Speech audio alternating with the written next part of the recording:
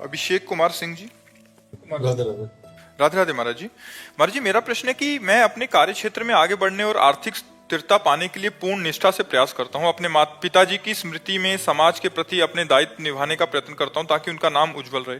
अक्सर क्षमता से अधिक कार्य करने के बावजूद प्रोत्साहन की जगह आलोचना ही मिलती है, जिससे भावनात्मक होने के कारण मानसिक और शारीरिक कष्ट होने लगता है। परिवार भी व्यथित हो जाता है। ये आपको ही नहीं, ये सबको मिलता है। ये प्रसाद सबको मिलता है।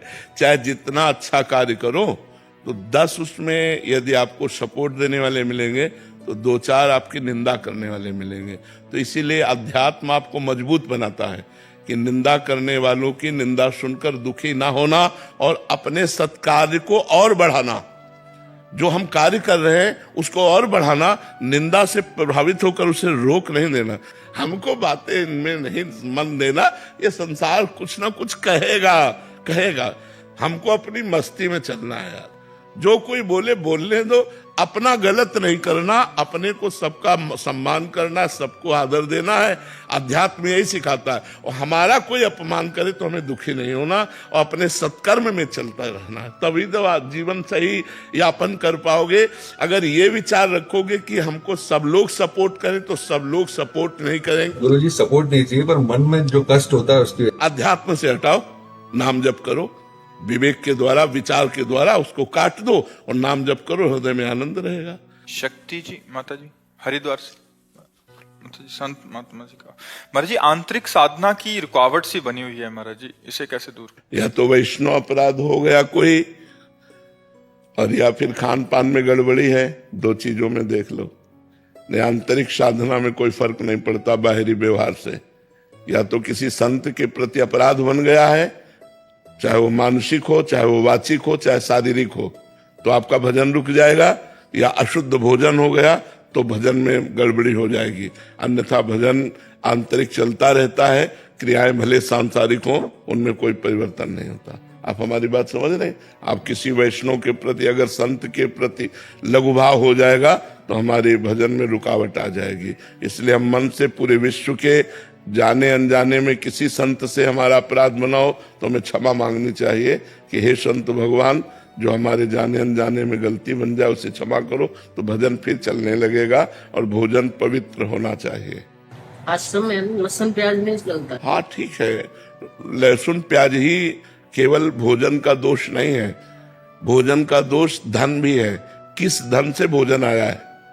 जिस धन से भोजन आया है उसका प्रभाव हमारे ऊपर पड़ेगा, भले वो सात्विक मूंग की दाल और रोटी हो, लेकिन वो धन अशुद्ध प्रकृति से कमाया गया है, पाप कर्म से कमाया गया है और मुझे दिया गया है, तो मेरी बुद्धि पर उसका फर्क पड़ जाएगा, उसको बुद्धि भ्रष्ट हो जाएगी। भीष्म पितामह जी, द्रौपदी जी, युधिष्ठिर जी और सब है सैया पर पड़े हुए हैं, जो बाणों की सैया पर। तो उनसे प्रश्न युधिष्ठिर जी कर रहे हैं, तो सटीक उत्तर दे रहे, तो द्रौपदी जी हंस पड़े। तो भीष्म जी ने कहा, बेटा हंसे क्यों? उपदेश कोई हंसने वाला तो है नहीं। तो उनका इसलिए हंस रहे कि बहुत ज्ञान की बातें कर रहे हो इस समय, और उस समय ये ज्ञान तुम्हारा कहाँ गया था जब सभा में मुझे निर्वस्त्र किया जा रहा था और मैं चीख चीख के कह रही थी क्या ये धर्म है? तो आप जैसे धर्मात्मा पुरुष की बोलती बंद थी, क्यों नहीं बोले उस समय, और इस समय आप बोले हो? तब भीष्म जी मुस्कुरा दिए और बोले, बेटा उस समय पापी दुर्योधन का अन्न खा रहा था। 6 महीना बाणों की सैया पर पड़ा, सारा रक्त निकल गया और भीषण कष्ट से, तो वो पाप नष्ट हो गया। अब मेरी बुद्धि पवित्र है, अब जो पूछोगे बिल्कुल धर्म संज्ञक उत्तर होगा। उस समय मैं नहीं बोल पाया क्योंकि पापी दुर्योधन का अन्न खाए हुए थे। अन्न का बड़ा प्रभाव होता है। जी, किसी ऐसे व्यक्ति का धन अगर आश्रम में भी आ जाता है तो जो मतलब गलत तरीके से है बट वो दे रहा है, तो उसका भी प्रभाव पड़ेगा। हम तो मतलब इतना तक महापुरुषों से सुने हुए हैं कि एक बार एक संतों की मंडली ग्राम से निकली, तो एक धनी मानी ने निमंत्रण दिया, सब संतों ने प्रसाद पाया और सुबह एक दूसरे की तरफ देखते हुए कहा कि आज तो हमारा संयम नष्ट हो गया। दूसरे ने कहा हमारा भी नष्ट हो गया, तीसरे ने कहा हमारा भी नष्ट हो गया। तो जो मुखिया थे उस संत मंडली के, उन्होंने कहा ऐसा कैसे हो सकता है, अन्न दोष से हो सकता है। तो उसको बुलाया जिसने पवाया था, तो उसने बताया कि हमारे संतान नहीं है, हम कामना से युक्त होकर के आपको पाए, तो सबका ब्रह्मचर्य नष्ट हुआ। मतलब भोजन का इतना बड़ा प्रभाव है कि धन भी पवित्र है, लेकिन आपकी कामना बनाते समय किस भाव में है, वो उसका प्रभाव होता है। तो हम लोगों को ये देखना है कि थोड़ा हमारा जो लेने का ढंग है, अब जैसे अपने यहां है तो बिल्कुल भगवान के आश्रित है। अगर आप 100 रुपया निकाल के रखते हैं तो हम यही समझते हैं मेरे भगवान ने इसे प्रेरित किया है, क्योंकि मुझे पता है यहां वही दे सकता है जिसको श्री जी प्रेरित करेंगी। तो ये उनके मेहनत की कमाई है। वो 100 रुपया की दाल आएगी ना, और जब रोटी पाएंगे तो भजन होगा, लेकिन 1 करोड़ का जब व्यवस्था होगी तो भजन नहीं होगा। वापस में राग द्वेष ईर्ष्या काम क्रोध ये विकार होंगे। तो भोजन का प्रभाव हमारे ऊपर बहुत, वैसे भी कहावत है जैसा खाओ अन्न वैसा बने मन। तो अन्न कहां से खरीदा गया, किस पैसे से लाया गया, किस भावना से बनाया गया, उसका भी प्रभाव पड़ता है। इसलिए हम कहते हैं कि ज्यादा बाजार की चीजें भजन करने वालों को बनी बनाई नहीं पाना चाहिए, क्योंकि वो बनी बनाई तो अच्छी दिखाई दे रहे हैं, लेकिन बनाते समय उसकी प्रक्रिया शुद्धि अशुद्धि, और वो लघुशंका करके बिना हाथ धोए बना रहा है, उसकी शुद्धि अशुद्धि, उसके भाव, वो सब प्रभाव भोजन में पड़ता है। वैसे ही हमारी प्रकृति स्वभाव बन जाता है जैसा भोजन होता है। तो हमें 2 जगह देखना चाहिए, यदि हमारा आंतरिक भजन रुके, किसी वैष्णव का अपराध या भोजन, भोजन शुद्ध और समस्त वैष्णव के प्रति नमन बुद्धि, तो खूब भजन डट के होगा। गिरीश चंद्र मिश्र जी। राधे राधे। राधे राधे महाराज जी। महाराज जी, मैं कर्मचारी नेता हूँ, कभी कभी मन में आता है मेरे कि मैं इसे छोड़कर भगवत भजन में ही लीन हो जाऊं। नहीं, हमें लगता है कि जैसे कोई भी पद हो, चाहे ग्राम प्रधान पद हो, चाहे विधायक पद हो, चाहे सांसद पद हो, या जो भी पद है, ये पद समाज सेवा के लिए है। मान लो ग्रामीण 100-200 लोगों के लिए ग्राम प्रधान बना, तो मेरे लिए 10,000 के लिए बना, तो सांसद और बड़ा बना। तो जो भगवान हमको इस संसार में पद देते हैं, यदि हम उस पद के अनुसार सही ढंग से समाज सेवा करें और नाम जप करें, तो हमें अलग से भक्ति करने की जरूरत नहीं है, वही भक्ति हो जाएगी। समाज सेवा सबसे बड़ी भक्ति है। आज हम क्या कर रहे हैं, बचपन से बाबा जी बनने के बाद हमको लौट के समाज सेवा में ही आना पड़ा। समाज से भगे थे और आज जीवन की पूर्ति समाज में ही होने जा रही है, क्योंकि बिना समाज की सेवा किए पूर्णता नहीं है। इस समाज का अन्न खाया, इस समाज से वस्त्र पहना, इस समाज में आज जी रहे हैं, तो इस समाज के लिए कुछ करो। अगर समाज के लिए नहीं करोगे तो ऋणी होकर जाओगे यहां से। तो समाज की सेवा जैसे आप लोगों को मिली है, तो आप अपने अधिकारानुसार धर्म पूर्वक यदि समाज की सेवा की जाए तो वो भगवान की भक्ति ही है, और नाम जप किया जाए।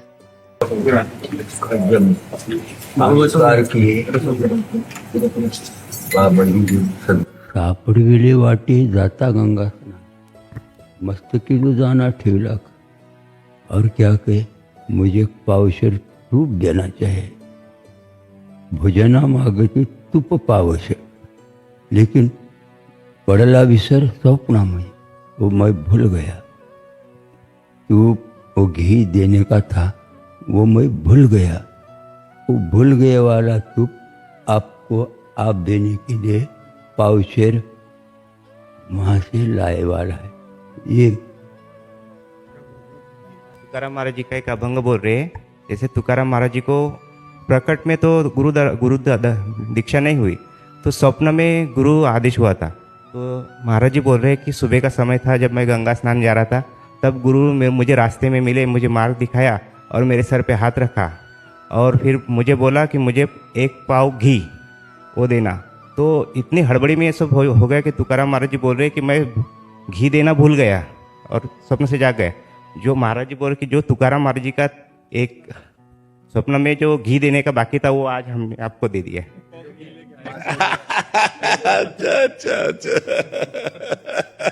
इस श्री जी की सेवा में लगा रहा। माऊली की ये है, हाँ, और वो वृंदावन की गोपी की अवस्था क्या होती है, विरह कैसा होता है, ऐसा लिखा है कि बस। उन्होंने बोले घुणू बाजे घन घना वारा वाहे ऋण धुना भव तारू कहा काना वेगी भेटावा का, मुझे जल्दी से जल्दी तुम्हारी भेंट करो जाए। हाँ, अगर तुम मुझे सुमना की सेज डाली मुझे अच्छी नहीं लगती। सुमन की सेज हाँ शीतल है, अच्छे, लेकिन मुझे लिए अच्छे क्यों? वो भगवान कृष्णा का मुझे विरह इतना हो रहा है तो मुझे कुछ भी अच्छा नहीं लग रहा है यहाँ पर का, कुछ नहीं। वही विरह से चंदना की चोड़ी अंगांग पूरी, चंदन की वो चंदन लपटाया सब आंगों में, वो मुझे आगे के जैसा पोल रहा है। क्यों? भगवान मुझे होना चाहिए। चंदना की चोड़ी अंगांग पूरी। और गायन करने वाले हमारे लोग हैं सब, बहुत अच्छा गाते, लेकिन वो बोल रहे तुम्ही गाता सो सोरे ऐकून द्याई उतरे कोकिळेवर जावे तुम्ही बयान। नको नको, अब सुनना नहीं, बोलना नहीं, कुछ नहीं। नहीं, ऐसी मेरी अवस्था हो, गोपी की अवस्था हो गई। वृंदावन में रहने वाले गोपी की अवस्था अभंग में लिखी है। हाँ, तरन उसमें बोल उनको आगे बोल के बोला है, हाँ, तुम्ही गाता सो सोरे ऐकून कोकिळेवर जावे तुम्ही बयान। दर्पणी पाहता रूप न दिशे आपली, मैं अगर दर्पण में देखता हूँ, ज्ञानोबा कहते तो मेरा मुंह मुझे दिखता है, मैं उठल भगवान ही दिखता है। हाँ, बिल्कुल। ऐसा उनका विरह की कहना है। हाँ, हमारे साथदार करते महाराज से कुछ तो सुनो बोल के, ऐसा उनको कुछ तो हम बच्चे हैं, हम क्या आपके सामने सुनावे। आप कृपा करके हमको जो सुना रहे हैं, हमें दर्शन दे रहे हैं आकर, ये आपकी अहेतुकी कृपा है। हम तो बच्चे हैं आपके दास हैं हम आपके, कैसे नहीं, मुझे ऐसा बैठना नहीं अच्छा मालूम ना सर, लंबा पड़ना ऐसा।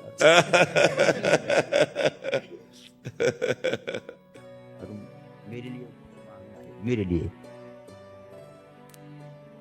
मुझे दास बनाओ, ये तही मांगना है मुझे, कुछ नहीं। सबसे खास बात यही है प्रभु का दासत्व, खास बात प्रभु का दासत्व है। और वो प्रभु ने आपको दे रखा है, वो तो आपके हृदय में विराजमान है। महाराज हर समय सर पे विराजमान रहते हैं। अब दासता तो आपकी सिद्ध हो चुकी है, आपकी दासता परिपक्व हो चुकी है, पर दासता की भूख ही ऐसी है कि वो कभी परिपक्व लगती ही नहीं। ऐसा लगता है कोई कृपा करे, मुझे प्रभु का दास बना दे, मुझे प्रभु का दासत्व दे दे। कभी भजन में, प्रेम में, दासत्व में पूर्णता ही नहीं अनुभव होती, क्योंकि प्रतिक्षण वर्धमानम, ये प्रतिक्षण बढ़ता रहता है, इसलिए हर समय अभाव रहता है। तन मन के बिछुरे नहीं, चाह बढ़े दिन रैन, कबहू संजोग न मानही, देखें भरी भरी नयन। तन मन के बिछुरे नहीं, ये प्रेम वृंदावन का, ठाकुर का ऐसा है कि तन मन के बिछुरे नहीं, पर चाह बढ़े दिन रैन, और कबहू संजोग न मानही, देखे भरी भरी नयन। अरबरात मिलबे को निस दिन, और निस दिन मिले ही रहत, मनो कबहू मिले ना। ये ऐसा प्रेम है कि इसमें, जैसे अभी आपने बताया कि वो दर्पण में देख रहे हैं तो अपना प्रतिबिंब नहीं, विठ्ठल भगवान दिखाई दे रहे हैं। पी मूर्ति नयनन बसे, नेत्रों में प्रीतम की मूर्ति समा गई, वो कभी दूर नहीं, फिर भी दर्शन की लालसा है, फिर भी दर्शन की प्यास है। निरंतर नाम चल रहा है, फिर भी नाम जप की आकांक्षा है। प्रभु के दासत्व ही हमारा जीवन है, फिर भी दासत्व की आकांक्षा है। यह ऐसा विषय है ही कि इसमें कभी पूर्णता नहीं होती इसमें कभी पूर्णिमा नहीं आती, इसमें सदैव अभाव, अपूर्णता का अनुभव होता रहता है। बड़ी कृपा करी, दर्शन दिए आकर। बहुत पहले महाराज जी आपसे मिलन हुआ था गंगा के किनारे। अच्छा, उस समय पीठाधीश्वर स्वामी विवेकानंद जी महाराज थे, विवेकानंद जी थे, सही करें। तो हम सर्वेश्वर आनंद जी सब साथ ही साथ रहे, कड़ाई में विचरते। हाँ, साथ ही साथ विचरे काफी। आप चले गए थे इधर को, हम उधर चले गए थे। अच्छा, आपको देखो स्मृति, हमें स्मृति भी नहीं है। यहाँ ब्रह्मावर्त बिठूर से लेकर घटिया घाट तक, घटिया घाट में हुआ था। योग वासे से चलता था। हाँ, योग वासे चलते स्वामी जी तो अंतर ध्यान हो गए, सुना सर्वेश्वरानंद जी। हाँ वो हो गए, फिर सर्वदानंद जी थे वो भी हो गए, और 20 साल हमको हो गए पीठ पर। बड़ी कृपा हुई, पूरी स्मृति जागृत हो गई आपके दर्शन से। अब श्री जी को संन्यास मार्ग से इधर लाना था, तो इसलिए आप जैसे महापुरुषों के दर्शन से ही कल्याण हो जाता है। रहे। वाणी से कुछ कह दें फिर तो सोने में सुहागा। उस समय मतलब आप ये समझ लीजिए प्रचंड वैराग्य का स्वरूप था। जिस समय स्वामी जी के साथ विचरण कर रहे थे, सर्वेश्वरानंद जी के साथ, प्रचंड वैराग्य का स्वरूप। और स्वामी योग वासिष्ठ का सुबह सुबह आहार मिलता तो और मतलब एकदम फिर स्वामी जी वहां से घटिया घाट से नैमिषारण्य की तरफ मुड़ गए और हम थोड़ा आप आगे चले गए। तो आपका भी शरीर बड़ा वैसा था। हाँ, बलिष्ठ शरीर था, बलिष्ठ शरीर था। अब तो किडनी फेल हो गई है और जाने का समय आ रहा धीरे धीरे। नहीं, अभी राधा रानी की कृपा है, ऐसा कुछ नहीं। अब हमें तो यही लगता है कि जाने का ही समय आ रहा है, क्योंकि धीरे धीरे जब हमारे साथी चले गए तो फिर धीरे धीरे हमारा भी नंबर आ रहा है। बहुत आत्मा का जैसा प्यार था सर्वेश्वरानंद जी से, बहुत अच्छे विरक्त महात्मा, और निरंतर साधकों को मतलब वैराग्य और आत्मज्ञान की तरफ प्रेरित करना। पर हमें लगता है जब तक शरीर स्वस्थ रहे तब तक वैराग्य ही प्रधान रहना चाहिए। वैराग्य तो नीम है। हाँ, वैराग्य प्रधान रहना अब नीम कमजोर हो गई फिर सब कुछ हाँ, समझो। हाँ, और ये जगत मंगल जगत कल्याण का जो एक धोखा है, ये भी बहुत बड़ा मतलब साधु के जीवन में धोखा पैदा कर देता है। जगत लगता है लेकिन है नहीं। परमात्मा लगता नहीं लेकिन है। वही मतलब जो एक ऐसा हो जाता है, चलो जगत कल्याण जगत मंगल पर वो मतलब कहीं ना कहीं बहुत सावधानी की जरूरत होती है, नहीं बहुत ऊंचाई से भी माया घसीट लेती है। ये महाराज साधन का विषय नहीं है, कृपा का ही विषय। हाँ, है तो कृपा का। कृपा साध्य ही है, साधन साध्य नहीं। बिल्कुल बिल्कुल।